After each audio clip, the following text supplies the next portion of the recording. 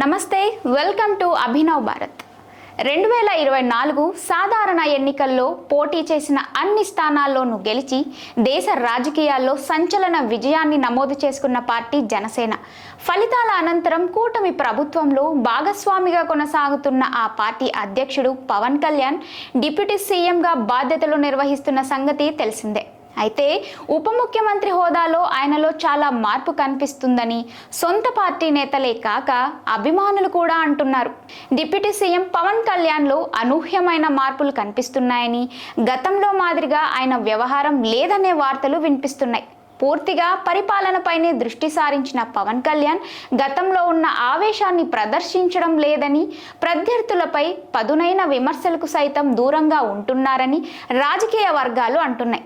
కేవలం తనకు సంబంధించిన శాఖల వ్యవహారం పైన పవన్ పూర్తిగా ఫోకస్ పెడుతున్నారట. దీంతో పవన్ మారిపోయారని, గతంలో ఎప్పుడూ చూడని సరికొత్త పవన్ కళ్యాణ్ను ఇప్పుడు చూస్తున్నామని ఆయన అభిమానులు, జన సైనికులతో పాటు కూటమి నేతలు కూడా పలు సందర్భాల్లో వ్యాఖ్యానిస్తున్నారు. పవన్ డిప్యూటీ సీఎంగా బాధ్యతలు స్వీకరించి 2 నెలలు మాత్రమే అవుతున్నప్పటికీ ఆయన తన శాఖలపై పూర్తిగా పట్టు సాధించేందుకు తరచుగా సమీక్షలు నిర్వహిస్తూ తన శాఖలకు సంబంధించిన అంశాలపైన అధ్యయనం చేస్తున్నారట. అనేక సార్లు మంత్రులుగా చేసిన వారు సైతం పవన్ స్థాయిలో ఆయా శాఖలపై ఎప్పుడూ ఫోకస్ చేయలేదనే విషయం కూడా ఈ సందర్భంగా చర్చకు వస్తుంది.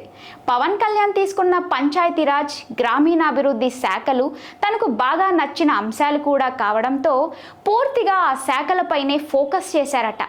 ఆ శాఖలకు సంబంధించి తన వద్దకు చర్చకు వచ్చిన సమస్యలను పరిష్కరించుకుంటూ వెళ్తున్నారట. దీంతో పవన్ను కలిస్తే ఎంత పెద్ద సమస్య అయినా పరిష్కారం అవుతుందనే ఒక నమ్మకాన్ని ఆయన ప్రజల్లో క్రియేట్ చేస్తున్నారని సమాచారం. అందుకే పవన్ కలిసేందుకు ఎక్కువ మంది ఆసక్తి చూపిస్తున్నారట. గతంలో రాజకీయ విమర్శలు చేసిన పవన్ కళ్యాణ్ ఇప్పుడు వాటి జోలికి ఏమాత్రం వెళ్ళడం లేదు. సోషల్ మీడియాలో విపక్షాలపైన, ఆ పార్టీ నేతలకు సంబంధించిన వ్యక్తిగత అంశాలపైన స్పందించవద్దంటూ పార్టీ కార్యకర్తలకు సైతం పవన్ సూచిస్తున్నారట.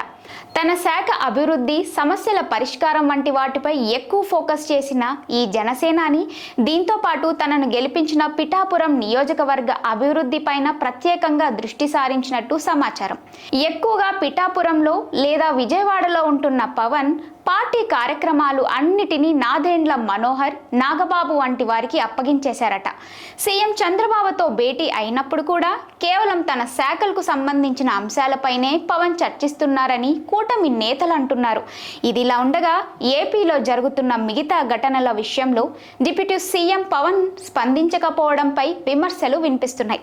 తన శాఖలు మినహా మిగతా రాజకీయ అంశాలను ఆయన పెద్దగా పట్టించుకోవడం లేదని, రాష్ట్రానికి ఉప ముఖ్యమంత్రిగా ఉన్న వ్యక్తి ప్రతి అంశం పైన స్పందించాల్సిన అవసరం ఉంటుందని పలువురు అభిప్రాయపడుతున్నారు. కూటమిలో భాగస్వామిగా ఉండి ఎన్నికల ముందు అనేక హామీలు ఇవ్వడంతో పాటు చంద్రబాబు హామీలకు కూడా తాను గ్యారెంటీ అని చెప్పిన పవన్ ఇప్పుడు శాఖల వరకే పరిమితం అవ్వడం సరైనది కాదని రాజకీయ విశ్లేషకులు అంటున్నారు.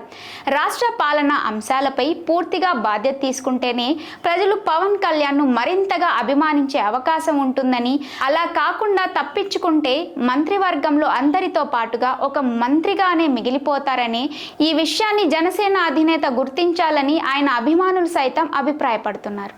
నాయకులారా, మీ పనితనం మీ అధినాయకులకు తెలియజేయాలనుకుంటున్నారు. ప్రజలారా, మీ సమస్యలను మీ నాయకులకు తెలియజేయాలనుకుంటున్నారు. ప్రజా సమస్యల పరిష్కార వేదిక మీ అభినవ్ భారత్.